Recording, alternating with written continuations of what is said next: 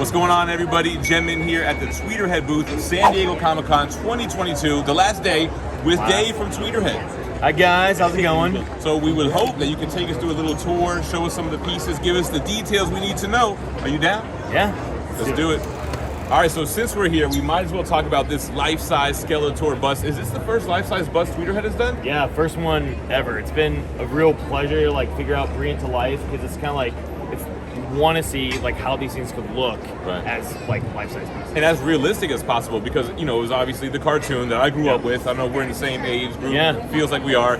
But to see Skeletor in this realistic take, the mixed media elements, the sculpted elements, what is the material used for this skull and the body? So we have, I think it's a resin-based fiberglass upper body, and then it's real fabric hood. So it's like a little bit of mixed media. Mixed media, but with a lot of different like resin materials. Yeah. And the fiberglass really helps it with the lightweight. A lot of people always worry about like it getting too thin, but this thing is pretty freaking solid. So. Solid as a rock. All right, I'm a He-Man guy. I think that was really the first cartoon that really drew me in. Then I got into Ninja Turtles and Transformers. You guys have a Masters of the Universe Legends line in 1/5 scale. We got the prototype unpainted Skeletor. Yeah, we want to show him off, have a new big reveal at the con, and we do this with Trapjaw Merman at PowerCon.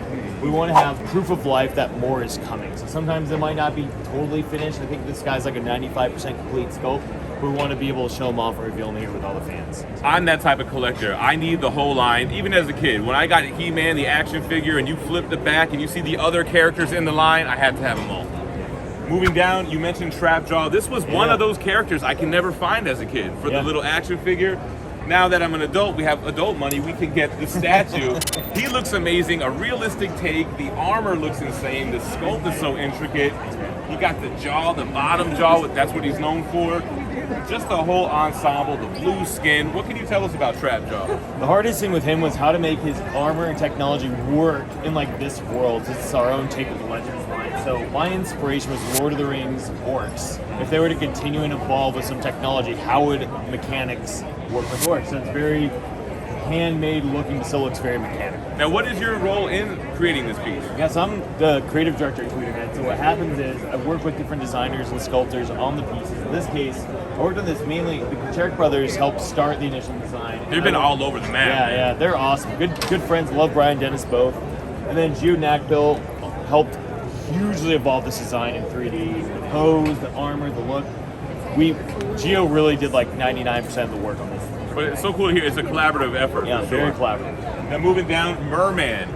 Merman is another one that I really like because you hear Merman, but he's grotesque. He's not a pretty mermaid type of character. And I like those mythologies where mermaids are like hideous and scary. And that's what he really embodies, coming out of this disgusting swamp. The paint is immaculate. And I like how the base kind of companions with Trapjaw. Yep. We wanted him to feel all Snake Mountain themed, so that all the evil warriors are like gathering together. It's like, how does Merman enter the scene? So we took that cue from the 2000X cartoon. His first reveal is coming up out of this pool. We're like, that's how he gets to Snake Mountain. So let's go back. Can't have Merman without Mossman. I hope to see a Mossman one day. Now, everyone thinks Skeletor is the big bad villain of the He-Man universe, but here we have the true villain, Hordak. Yep, the villain of villains. So is this Hordak minion an exclusive piece? We actually wanted to develop the Hordak minion separately because we thought it's a cool little dragon character. Some people want just the dragon. They don't want to invest in the whole thing. They might want one or the other. So we want to have fans have both options. So sold separately. That's kind of a first for statues. Yeah. He looks great. The mixed media elements with the cape, the base that has the wrapped around bat. Love the red. Love his costume design. Yeah, thanks, man. He looks awesome, man. And then, of course, that menacing skull face. Yeah. Now, the last one in the Legends line that's on display here, we have Teela. So we need some of the good guys here. What can you tell us about Teela? So Teela, we want to really get right as the first female since Tweeterhead took over, like continuing the Legends line. Want to make sure she looked like badass, strong, but still sexy, but nothing like weird. Right. No, I want her to be a badass warrior. So we really want to portray Teela in her best moment.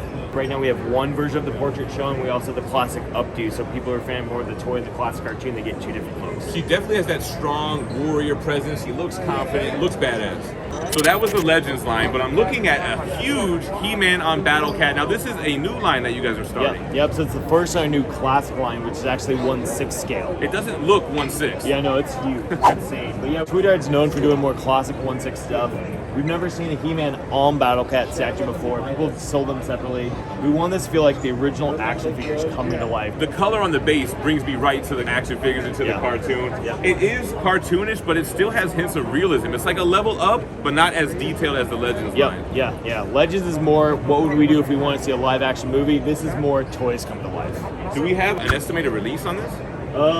So he's up for pre-sale right now. In terms of when he's shipping, we haven't actually started production yet. So after Comic-Con, we're going to be working with our factories to get production going. So he's up for pre-order. Where can they pre-order these pieces? So Tweeterhead.com now sells exclusively through Sideshow. So if you go to Sideshow.com, you'll find the He-Man on Battle Cat, and he comes all-inclusive. Right now he's on display with his power sword in hand, but he also comes with battle axe with a sword sheath on his back and 2 different chest plates. Now, I heard that a companion piece may be happening. Yeah, people can't talk about it, but no, I think other people can imagine what another buff guy on a giant cat might look like. like maybe what would that look like right here? Might be jumping the opposite way, so it could be 2 awesome people going into battle, power swords ready to lock. Maybe. You have until August 15th to enroll into the mystery mail call, join the community, give Comic Tom a reason to send you comics at random. Plus, every box will receive a Gambit Issue 1 written by Chris Claremont Peach Momoko variant. This is going to be 1 per box. You'll receive either a trade dress or a virgin cover, plus 1 children's book published by Scout Comics with covers done by Nate Made It, 1 per box as well. $34.99 plus $10 priority shipping for the US. International buyers can check out Whatnot to look at the Buy It Now section. All right, before we jump into the DC stuff, we already talked about Masters of the Universe, but I see something new here. We got Gilman from Myths and Monsters. Yeah, so this is a Tweeterhead new original line. Chad and I are very much fans of like traditional monsters, both from novelizations, films, cartoons, and everything. So we want to be like, after the success of the He-Man Legends line, how can we do something similar to that with other creatures and monsters and myths that we also love? So we started our first one with Gilman. So I guess you could call him Gilman from the Dark Lagoon. Yeah, the Dark Lagoon. Moving down slightly, we have a 1/6 scale Superman. He's got the Fortress of Solitude base and companion piece with Crypto. Yeah, so we've never done Crypto. I don't think there's a licensed Crypto statue out there. I know there's a couple shouldn't be out there, but we want to do our own take, similar to Minion that came with Hordak, sell them separately, give people their own Crypto that themes with the Fortress of Solitude base with Superman. That's a new concept. I like how Tweeterhead's thinking outside the box. Typically, you get a proximity piece as an exclusive, and then if it sells out, you're kind of out of luck, but here you're giving the option to pick it up if you want. Yep. Let's continue with the DC characters line. We're going to swing around. Continuing on with the pets in the universe, even though it's not really a pet, but we have Badge here that actually does come with the John Stewart McKenzie. These actually won't be sold separately. Well, he is a smaller kind of He's proximity. so small we couldn't really do it to make sense for the business. And is that in everyone? Everyone, not exclusive. It's, if I said that earlier, my bad. It comes with every single John Stewart. The exclusive is the alternate bald portrait that's inspired by the Justice League cartoon. Love the construct with the space blasters and the Sinestro Corps destroyed lantern on the base. Yeah, because Green Lantern fans know how indestructible these lanterns are. We thought, let's show John's power and confidence by just like one hole in the lantern, shot it down, he's off to protect the universe. Love the paint job, love the sculpt, and then we have the Flash. Now, is this Barry Allen? Oh, this is Barry, yeah. So we want to do to continue kind of like, you know, with what we started with Tweeterhead, start with the Superpowers line, continue with Tweeterhead 2.0. Want to find some opportunities where we kind of like double dip a little bit. Okay. So want to make this a faithful classic Barry Allen Flash for the classic Superpowers collectors. Also at the same time, push some things a little bit so he works with the new Superman, the new John Stewart, and everything else we're making. But the version shown here is like the modern version. So we have a classic, more flat, bright red, flat, bright yellow. People have an option for which kind of flash they like. The base looks great. The electricity going through, the newspaper that's kicked up from the motion. I like how they all just go together. You guys know as collectors, we like to complete those lines. Yeah. And as you can see as we move down, the line is looking strong already. Then we have Aquaman here, Arthur Curry. I saw him with his short hair portrait yesterday. Now he's got the long flowing hair with the beard. Yeah. So we brought the swap outs for every single piece, tried to change it up every single day. Started with long hair. Fans were like, where's the short hair? Showed the short hair for a couple days. This might be one of the best looking bases out of this line with all the translucent resin for the water. It's breaking at the top. There's so much movement. He's busting out of it. He's got the trident. Great looking piece. Thanks, man.